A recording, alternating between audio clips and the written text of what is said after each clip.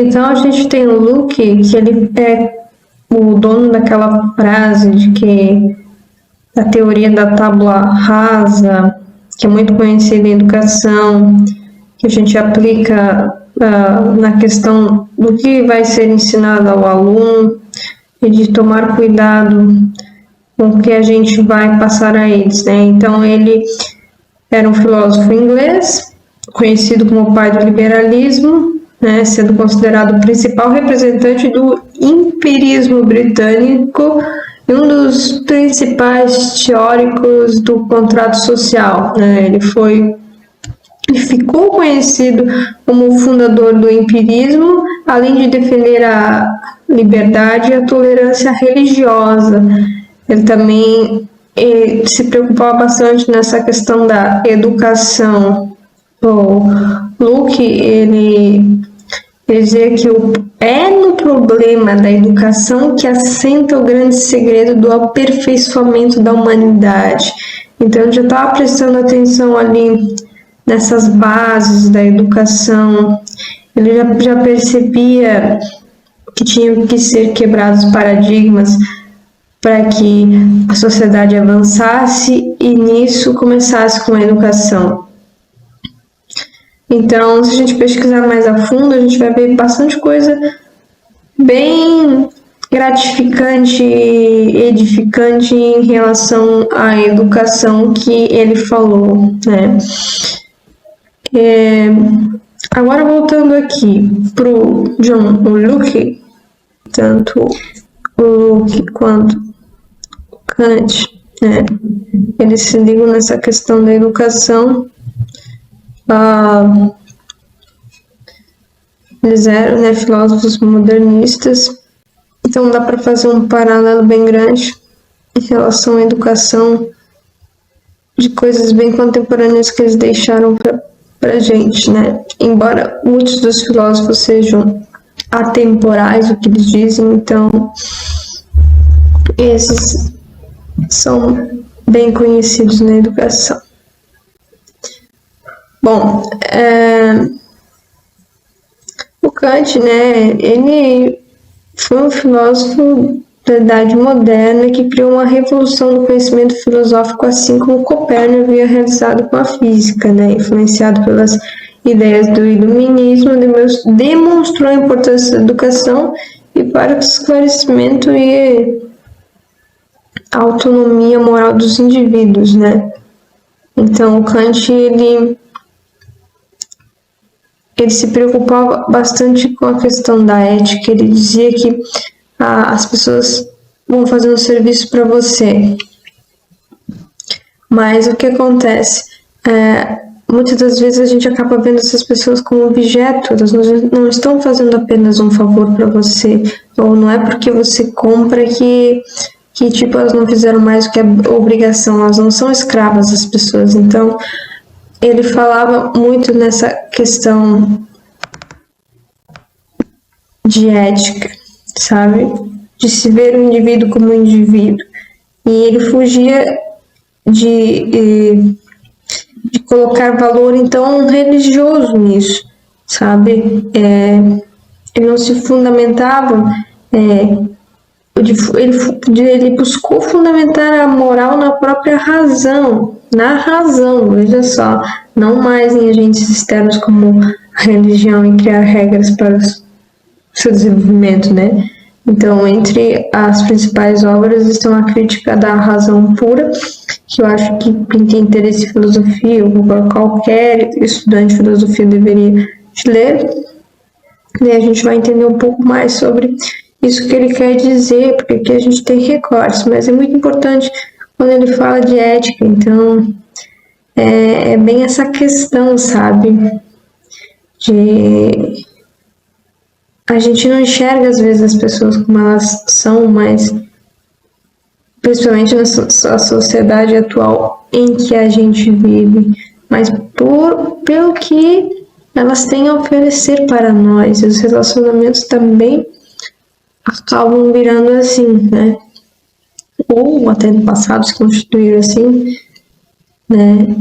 De uma instituição, né, que se gerou Aí a gente já pode ir para o Bound, mas tem mais um outro. Ah, sim, o Foucault.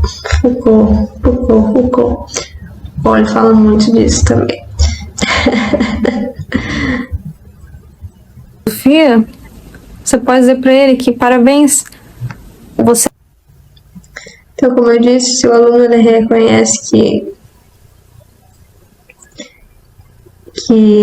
ele não gosta de filosofia, ele está reconhecendo seus gostos, já é um grande passo para ele começar a pensar no que ele gosta, no que ele quer, o que incomoda para ele na sociedade, quais são seus gostos. E aí a gente está ali para fazer ele pensar se o gosto que ele quer é adequado, é ético, se ele tem um sonho muito grande, a gente pode ter meios de ajudá-lo. Se ele não pensa em nada, por que ele não pensa? Qual é a desmotivação? Como a gente tira ou tenta, né, fazer ele pensar. Então a filosofia tá ali para isso, para tudo, sabe? A filosofia na prática, a sua vida em máscaras sociais, que já dá para mais um leque, que, né, ela ajuda no experienciar interno e a escola dá caminhos para experienciar externo, que é tudo isso que eu estou falando até agora. Então, para aplicação na vida, em sociedade, desde a sociedade, que é o conviver com os colegas na escola. Então, é uma matéria que está ali para falar do que é o se viver, desde que se entra lá no socializar, lá no ensino primário.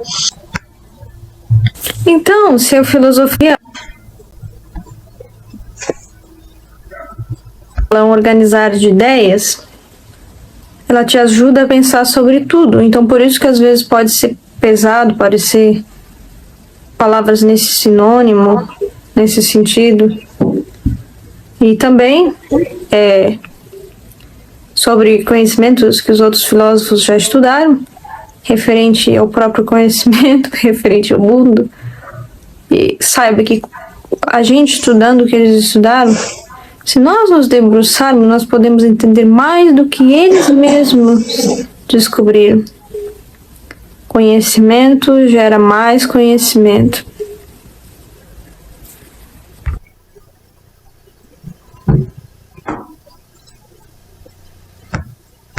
Então, se a filosofia... Então, se a gente também trazer exemplos para a sala de aula de pessoas que sejam do local onde essa comunidade, esses alunos moram, de pessoas que são exemplos, ou a gente analisar, falar para eles quem que vocês se inspiram. Tudo isso vai ajudar eles a pensarem também, vai trazer eles para uma realidade. Porque se a gente se basear apenas nos conhecimentos dos filósofos, né, a gente tem que fazer isso, mas sempre fazer o contraponto entre eles. Eles têm que ter um exemplo real, um exemplo próximo, e tem que filosofar com eles, fazer a filosofia deles com eles. A gente tem que apresentar as bases, sim, mas se a gente apenas apresentar elas, a gente não vai ter tempo, a gente vai gastar muito tempo falando disso e a gente não vai atingir um objetivo de contribuição e nem de fazer com que esse aluno saia da escola falando bem de uma matéria que é super positiva. Então vai, além de conhecer seus gostos, mas conhecer o ser humano dentro de nós, todos nós, estudar a sociedade e às vezes interferir nelas, né, nas nossas sociedades pequenas, nos nossos meios e na nossa grande sociedade em que a gente convive. Então é aí que a gente entra nessa questão dos objetivos da filosofia, de estar bem claro, não passar o conteúdo, mas ter objetivos com o que você vai passar. Então estudar sobre o que está acontecendo, sobre coisas e como elas podem impactar o mundo. é ali na sala de aula um ponto primordial da gente pegar um assunto, uma guerra que está acontecendo, alguma questão e fazer os debates, fazer as cabeças pensarem e pensarem mais do que a mente, mas a gente tentar acessar a consciência deles e fazer eles terem entendimento dos vários sinônimos de consciência e definições para o que é uma consciência, né? E trazer melhorias com estudos sobre tais coisas, por isso que um governante é um exemplo de um papel de um filósofo, né? Que governantes nós queremos, que governantes nós estamos tendo.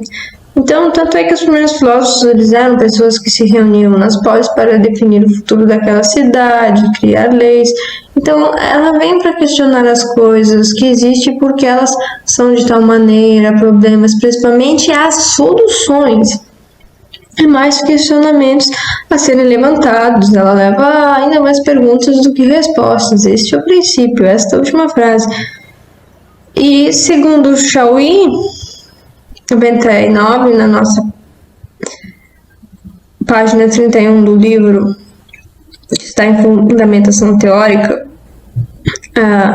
que é a metodologia do ensino da filosofia, a gente tem uma frase que é assim: a filosofia surgiu para tentar superar a fé cega presente nas narrativas míticas e para racionalizar e explicar os mitos que eram tão presentes na antiguidade e os substituir. A busca dos filósofos na antiguidade era superar o pensamento mítico, fundamentado num conjunto de crenças e costumes, por outro pautado na observação, análise e argumentação lógicas.